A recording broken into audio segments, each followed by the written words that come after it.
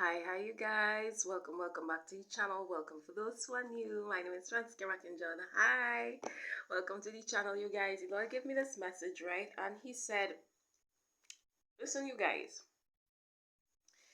There is certain things that the enemy does to make you lose courage. Courage meaning the the bravery to go for things, the bravery to fight against certain things. And if you don't know that, you will be taken down. The bravery to go for certain things, the bravery to fight for certain things. You have to understand this, right? The Lord gave me this message and he said, listen, the enemy will oftentimes cause you to look at the stature. Picture you're going and you're going and you're fighting against someone. I'm not talking about physical fight here, right? I'm just using examples. Picture you're going and you're going up against something. The reason for the enemy coming at you and saying how hard that going to be, how much against you, looking at all of the odds are against you and stuff like that, is for you to lose courage to fight for that thing. Is for you to lose, the bravery to go for that thing. The Lord say, why do you think that the Philistines put Goliath out there? It's because they was hoping that the Israelite army would look at Goliath's big stature and will lose courage to fight against them. Do you understand what I'm saying? And they would have succeeded also with that if it wasn't for David. I hear the Lord saying some individuals will even go and say, look at how much you are outnumbered. Look at how much persons is coming up against you. Look at that. Look at the fact that you don't have this, that you don't have that. How you think that you're going and do this? I hear the Lord saying that. The reason for their looking, wanting you to watch at the physical odds that is against you is because they want you to lose courage. And the Lord said, but what happened to his children? Oftentimes, many of his children will be deemed as crazy or something is wrong with them because what they do does not make sense to the natural person looking at you. He said, David, when they look at what David did, I could imagine before they saw that David take down Goliath, before, they have the big story of David take down Goliath. Before that, I can imagine there were some individuals that was watching at David. If you look at in modern day and picture that this thing was happening, you would look at David and say something wrong with that boy, something wrong with him, like he crazy or something like that. He see Goliath is more than 6 feet tall, have a sword. He ain't even going up with that. He ain't even going up with no sword. Something is wrong with him, like he crazy or something, like he have a death wish. I could imagine they would go to Jesse and say, you know what, Jesse, your son, he going up against Goliath, right? Goliath is more than how much? 6 feet tall. And I can imagine Jesse would say, who, my scrawny little son who is be out in the field who know nothing about battle, armor, and about swords. So are we going to fight against a Philistine who is equipped in fighting with sword and who is, where's yet he? How much and how much feet? I could imagine Jesse had already gone and go. When Jesse go, I could imagine he already picking out the death stone. He already digging, David grave and stuff like that. Saying, oh God, let me start to mourn him. He already putting things in place for David to die. I could imagine that. So to everyone else, he looked like if something has to be wrong. Before I even give you the another part, the little sweet spot, I'm gonna give you this other one. I could imagine there was a prophet that an army came up against this one prophet. And he said, Lord, you can go and look it up. He said, Lord, cause my servant to see. Open up my servant eyes so that he see that yes, Holy Spirit, so that he see that there be more with us than against us. And the reason for this is because his servant was losing courage that we going dead. We better start to run. What you talking about? I can imagine the prophet and his servant is there and how much army is coming up against him. Not this big army coming up against this one prophet. And I can imagine the servant is quaking and saying, we go and die tonight, come. Because for him to say that, there was some fear that was coming from his servant. That to the servant, The prophet look like if he crazy. Something wrong with you, because there's an army. Use one person, something wrong with you, you're crazy, something. You have to understand individuals is gonna oftentimes misunderstand children of the Most High God, because we do not view things in the physical. We don't see things as everyone else see it. So we do not take actions how everyone else take action. And it's gonna be to the, oh God, to the eye that is watching us, to others that is watching us, as if we're crazy or something must be wrong with us. Do you understand what I'm saying? This is why David, the prophet say, Lord, cause the servant of mine to open up his eyes, because he irritating me, telling me about, oh, we gonna die and all kind of thing. And I know that ain't gonna happen, because I see the unseen angels that is there backing me. I seen heaven that is backing me. I seen heaven that is backing me. I seen your word that never fail. I seen all of those things. I seen all the testimonies from back then of how much armies that you take down with one word, with one arm, outstretched arm. I seen all of that, and he just seeing the army that is in front of us. He's seeing all the odds that is against us. So open up his eyes to see what I to see, and the Lord opened up his eyes to see, and then he started to see there was an army that was backing us. This is why my prophet, my friend here, was not afraid, because my friend knew the army, oh God, knew the God that they serve, that is mighty in battle, oh God, and he's able to do exceedingly above all that I can ever think or ask of. So, oh God, this is why my friend wasn't so afraid. This is why the prophet wasn't so afraid. Do you understand what I'm saying? So, oh Lord. So, the Lord have me to understand this. He said, this is why others will see others will see you as crazy.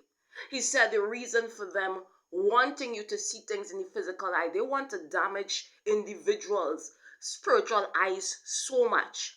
They want to mess up your understanding and your knowledge of your God so much, so that you would lose courage in the fight.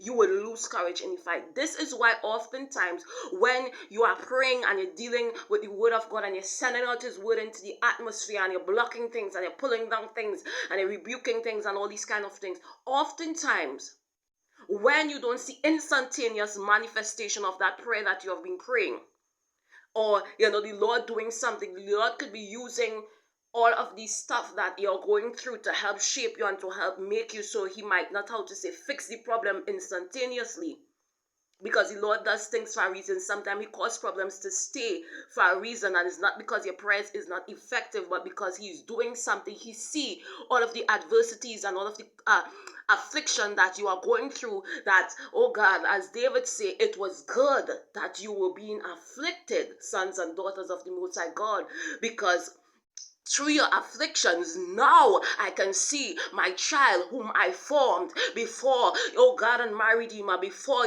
anyone ever knew you, who are formed in your mother's womb. I can see that. So that affliction that you're going through is doing a good thing. So you're praying, oh God, against that affliction. But the reason why I keep that affliction there is not because your prayer is not effective or I'm not hearing it, but because the affliction is doing something inside of you that I see is great.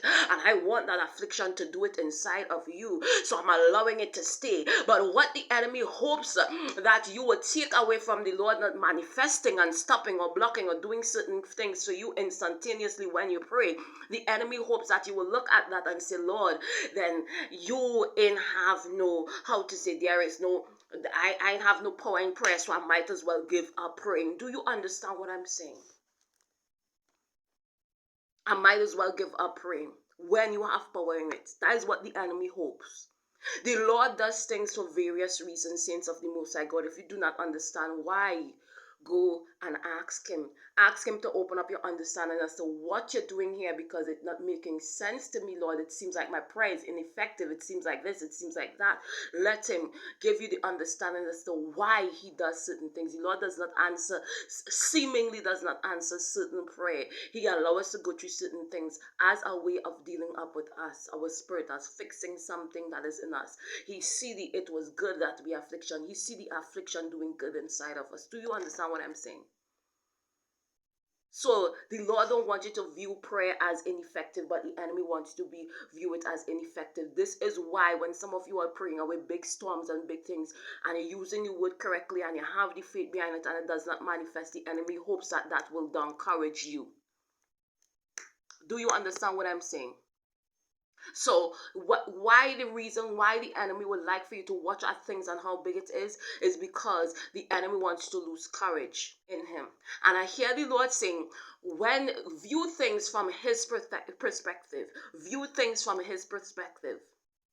Because the enemy wants you to watch at things from your perspective, and many individuals will deem you like if you're crazy.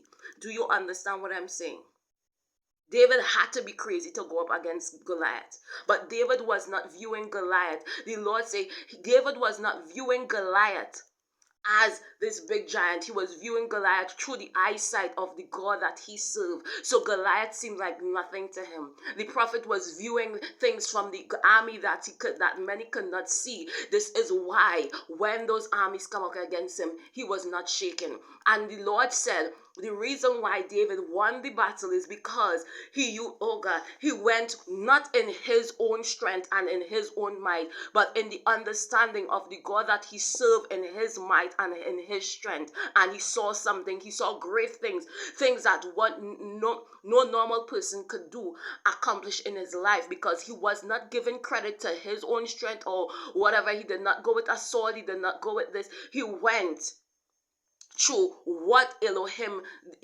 through the battles that he fight with Elohim. He remembered those things. He remembered his greatness of his God, and he took down Goliath.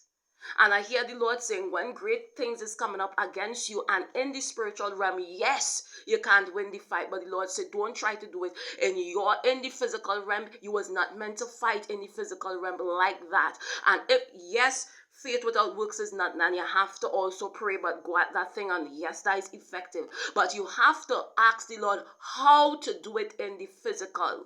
I am praying for answers as to how to fight it in the physical. Do I be still? Do I go at this thing, that direction, this direction? Show me how to go at that thing. When the wall of Jericho was up, the children of Israel approached the wall, and yes, they prayed and they said, Lord, take it down. But they still had was to get what? Instruction as to how to go about breaking down this wall. When you're doing things with the Lord, you have to find instruction. You have to go and get instruction as to how to go at that thing. You don't just pray and then go at that thing. You get instruction from the Lord how to go at that thing. Sometimes the Lord might say, don't go at it. Sometimes the Lord might say, just be still and know that I'm God. That there isn't any other God over me or like me. I'm the boss over these things of the earth. I'm the boss. I'm sovereign. Sometimes he just wants you to sit in that knowledge of who he is.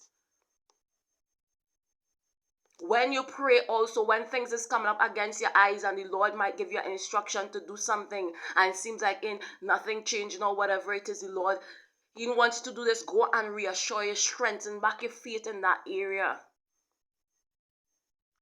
Because fear comes to take away faith. Do you understand what I'm saying? Fear comes to take away faith.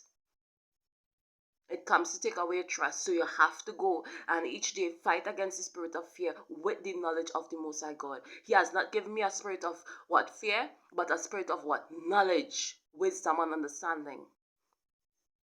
Do you understand what I'm saying?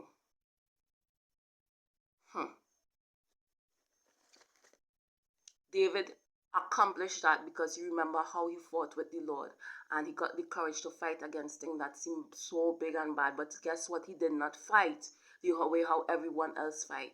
He fight with knowledge of the Most High God, and he fight with the way how the Lord taught him how to fight. When he was fighting the tigers and the bear, when he was fighting that was all preparation for the day, for the Goliath that was going to be coming up down the road.